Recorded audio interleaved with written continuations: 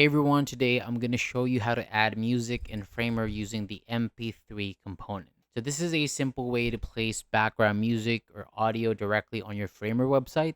So without further ado, let's get started. So first, I want you to open your Framer project. And once you are inside the editor, click the plus icon in the top left corner of the screen. And in the search bar, and in the search box, type audio, then find the MP3 component and drag it onto your website. Next, select MP3 component and look at the property panel on the right side, and then scroll down until you see the audio section.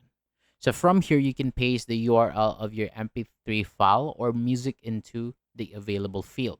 You can also upload the music directly from your computer.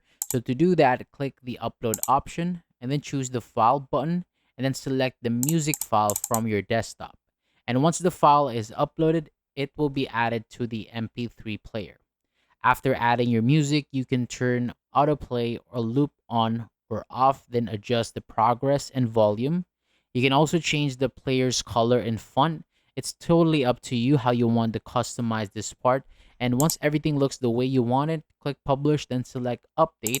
And after that, open your website to view the music player and test the audio.